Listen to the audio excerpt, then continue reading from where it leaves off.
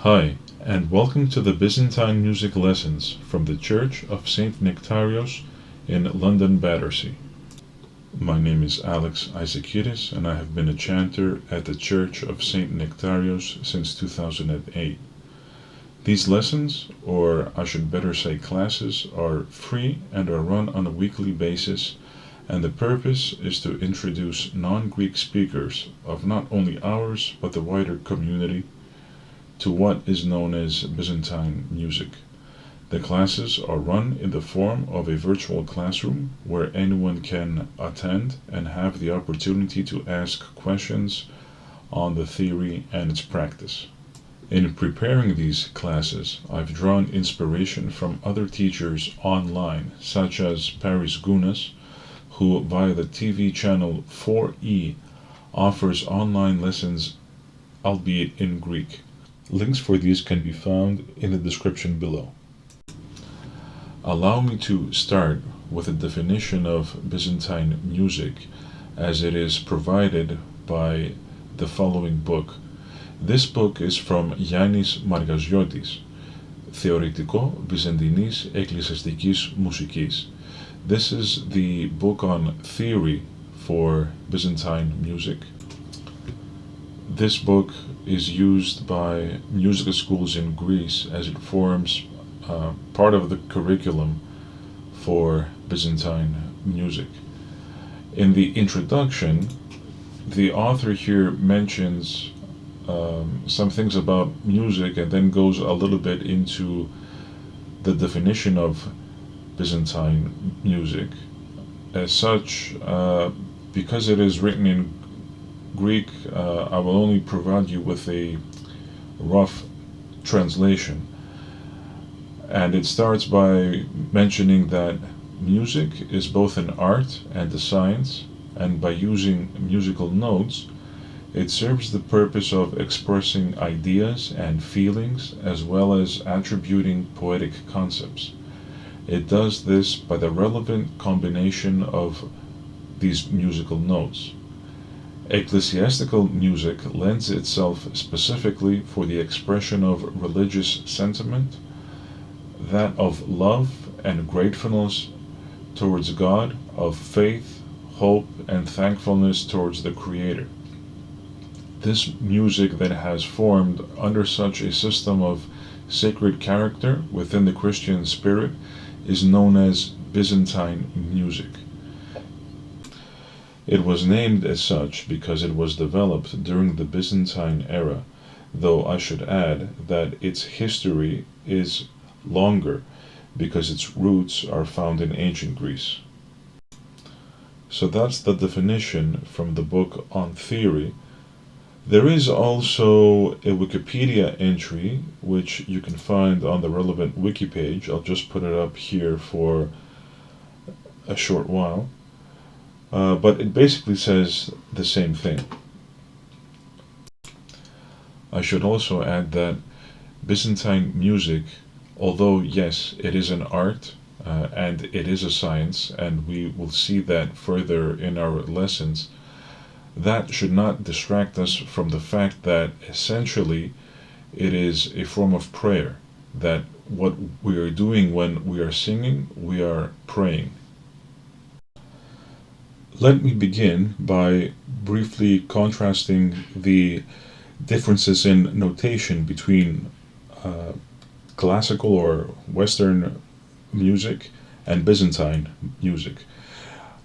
In this example, we have the staff or a pentagram, and the different symbols go in different places on the staff, and they denote differences in pitch. Of course, there are other things as well in terms of the notation in general, but generally speaking, this is an absolute system where the position of the note denounces differences in the pitch.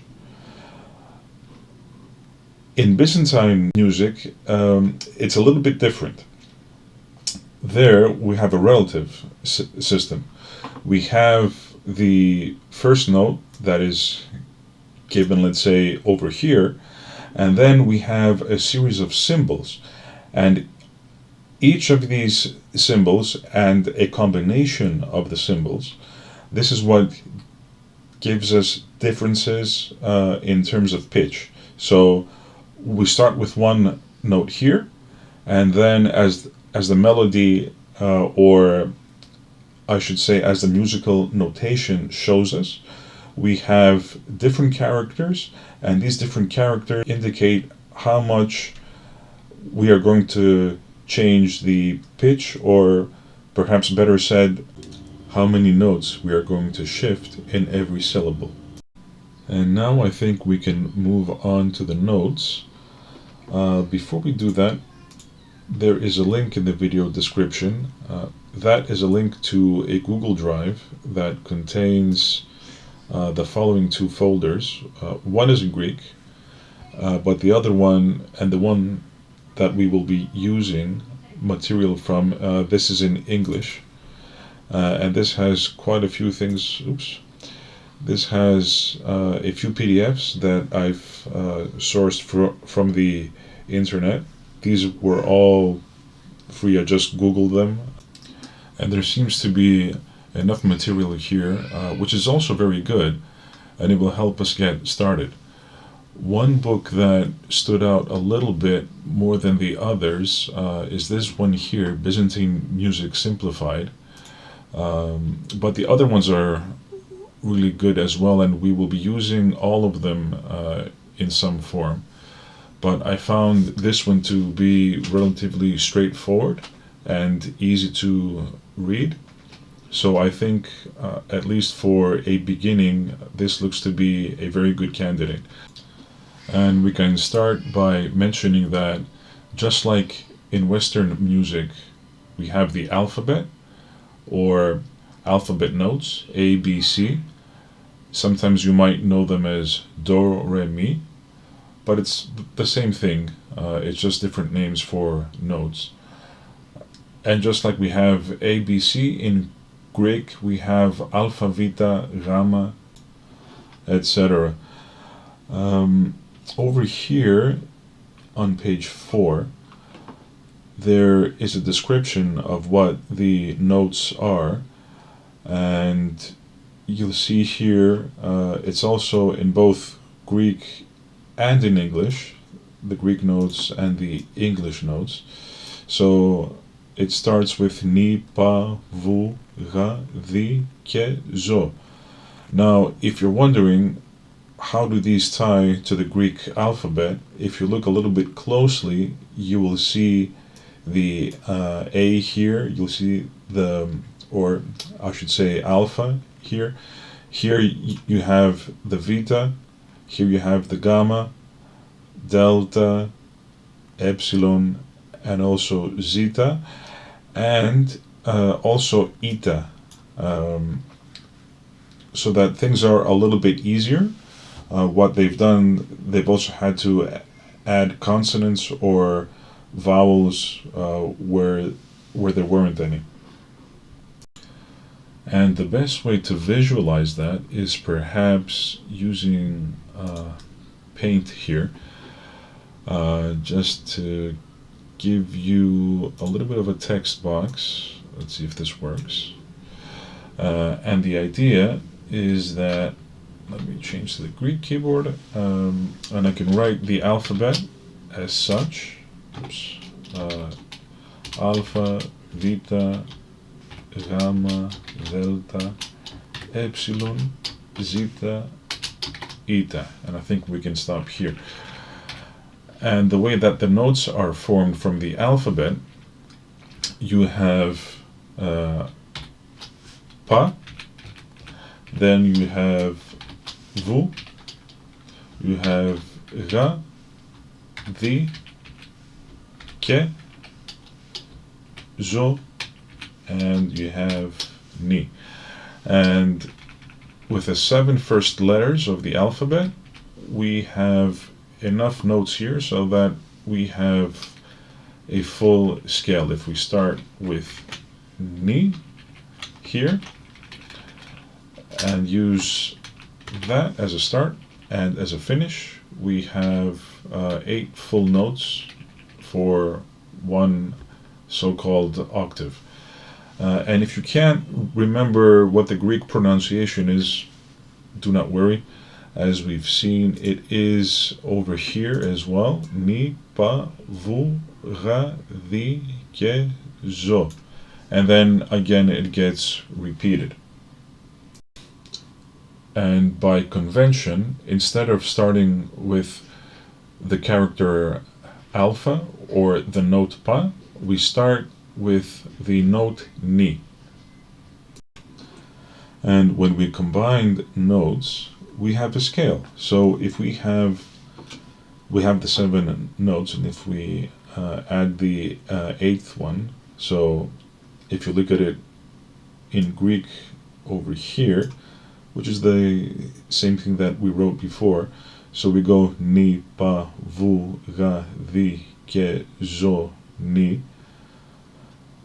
These form a scale that you can visualize perhaps better in such a way. So you start with your character ni, and then you go up a pitch and you have pa, and then you again go up by 1 pitch and you have your next note, which is your vu, and again you have your ra, up again you have your di, your ke, your zo, and your ni. And you can go higher as well. So after ni we would be repeating pa, and at any point in the scale or in the octave you can also go down. Sorry for the background noise, I have kids. And then so you start from ni and you go down by a pitch, goes down to zo, ke, di, ra, vu, pa, and ni. So for example, if we were to practice this musically, we would start with ni at the very bottom here, and we would go ni, pa, vu, ga, di, ke, zo, ni, ni, zo, ke, di, ga, vu, pa, ni. And as an example, we can see how let's see how the notes tie in with the symbols. So here we have the characters or the notes, so the vocal signs as it's mentioned here. And the starting character is given. So in this case, in this example, exercise number 1, you have the starting note, which is ni, and then you have the characters that will dictate how much we need to alter our pitch so that we can achieve the desired melody. So in this example here, it would be something like ni, ni, pa, pa, vu, vu, ga, ga, di, di, di, di, di.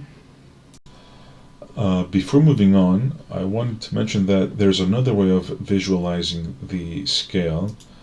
We saw this one, which is more like stairs or steps, but there is a more intuitive way which will also help us in terms of understanding the distances between the notes. And the way to visualize that is by, instead of steps, using a ladder. Now you can go up or down using either steps or a ladder, but here the ladder will help us a little bit in visualize certain things about, for example, distances between notes. So if I were to take this here, and I could add more steps in the ladder, as many as I need, and for an octave, of course, I would need 8, but for the purposes of this demonstration, this will suffice. So if I start with my knee, knee, I'll also write it in English, so I go knee, and then I have another one here, here is my pa, and then I have my vu,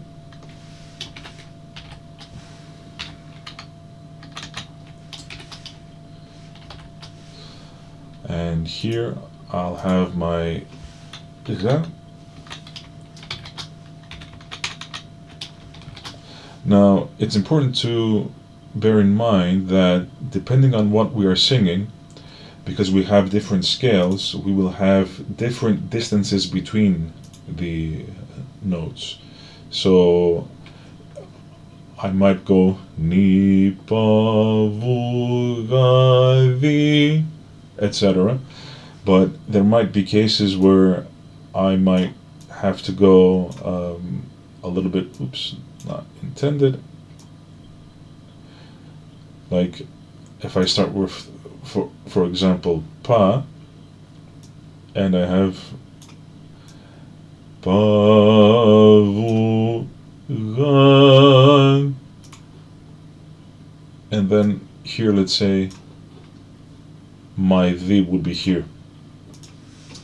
So this is just to point out that depending on what we are singing, we are going to have different scales, or in simpler terms, the distances between the notes are going to vary depending on what we sing. But we will see more of that as the lessons move on. So now, just to add a little bit of more theory into the lesson, let's just begin with a few of the symbols. We won't do them all. They aren't that many symbols, but there are combinations of the symbols. So that means that it is important to understand what each symbol is, so that then we can go through what the combination of the symbols are. We'll start only with 3 notes as a beginning. We will start with this character here, which is the oligon, and as you can see, it just means ascend 1 step within the scale. And we have the ison over here, which means keep the pitch the same. And we will also do the apostrophos, which, as you might guess, it's named like that because it does look like an apostrophe, and that just means descend by 1 step.